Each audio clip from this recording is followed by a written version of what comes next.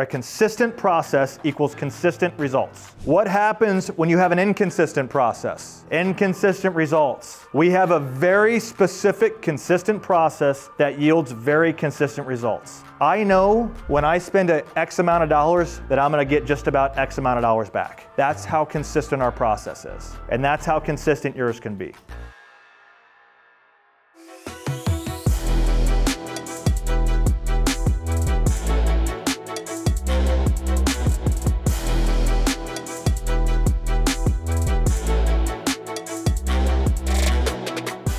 So we have a flow chart and we have a client needs assessment. Your flow chart is your key to success. This is not for the client, this is for you. The flow chart is a step-by-step checklist, and I promise you, if you can get through every appointment and check these boxes, you will have a darn near perfect appointment. Okay, so I want to go through this first.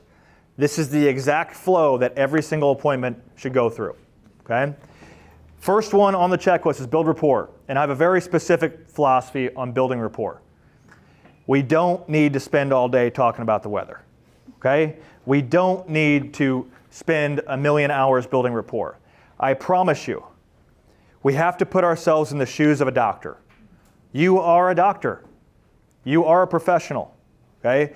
When the doctor comes in, does he or she spend 5, 10, 15, 20 minutes talking about your family and your life? Right?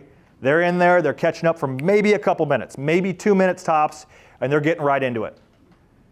And you want them to, right? You don't want to be at the doctor's office for 2 hours. Yeah, you wait an hour anyway. But you don't want to be there all day. And I'm telling you, your clients do not want to be on the phone with you all day. They do not want to be in your office all day. They're coming to you for a very specific reason, to get your expert advice and move on, okay? Is anybody spending a massive amount of time building rapport? 20, 30 minutes? Okay, good. 2 to 3 minutes. I hate talking about the weather. Just trying to find something unique. A minute or two, we're moving on. That's the first box, right? Everybody with me? The next one is the most important. How many people do this? When you sit down, the first couple minutes of the client, this is the most important part. Who asked their client what they want to get out of the appointment? Be honest with me, nice and high. Who asked their client, what do you want to get out of the appointment today? Anybody? Nice and high. I've got 1 hand, 2, 3. Not consistently. This is the most important. What did I do when we started this? What did I do? Ask what we wanted to get out of it. Asked you what you wanted to get out of the day, right? Why did I do that? Do you guys feel more connected with me? Yep. If I got up here and I just started yapping, okay, just another guy up here yapping. But instead I went around the room and I wanted to know exactly what you wanted from me. We now have a mutual connection. And I'm telling you, that's exactly what happens when you ask the client what they want to get out of the appointment. And how we're going to do that, I'm going to say, Mr. and Mrs. Jones, really appreciate you coming in today. Really appreciate you booking the call today. Before we move on, I want to make sure I know exactly what you want to get out of today's appointment. And they're going to tell me, it could go a million different ways from there, right? We've heard it all. But how important is that? You have all the power once you know exactly what your client wants to get out of the appointment, right? One of the first things Coach Burt does when he gets on a strategy call, what did you say earlier, Coach? You said, the first thing you do is tell me about your business, tell me what you want to get out of today. The reason he's doing that is so he knows exactly what's important to you, right? And that's exactly what you're doing to your client. You have to be on the same page here. If you don't accomplish this, I'm telling you, you start talking about one thing, your client wants to hear about another thing, you guys are going down 2 different roads, you're never going to feel connected. And guess what happens after that? They're going to tell me a couple things. They're going to tell me, hey, I want to get XYZ done, so-and-so done. Guess what I'm going to do after that? I'm going to say, perfect, I've got these written down in front of me. Is there anything else you want to get out of today's appointment? Double down. You want to get them to say, no, there's nothing else I want to get out of today's appointment. You've got it all in front of you. Guess what? Once I have everything they want to get out of today's appointment, if I check those off their list by the end of that appointment, guess what happens? They buy. With me on that? So if you take away, there's a lot of things you're going to take away today, hopefully. That is one of the most important things in any sales appointment ever. You have got to understand what the client wants to get out of the appointment. even if you're not actually, even if you're presenting something else, just knowing what they want to get out of the appointment is going to put you in such a better place. Okay?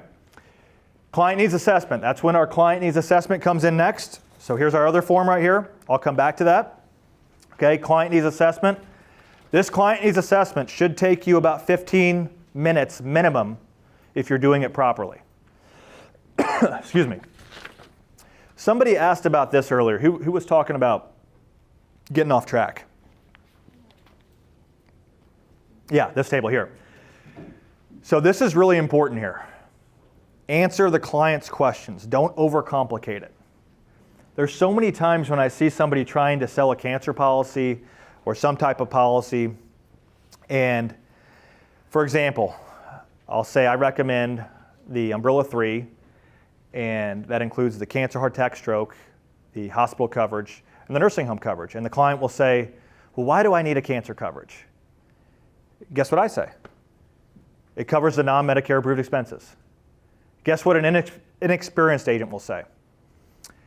Well, based on the national average, you have a $10,000 expense for this, you have a $12,000 expense for this, you have non-Medicare, blah, blah, blah. And they go on for 2-3 minutes putting other ideas in the client's head that they never even were thinking about.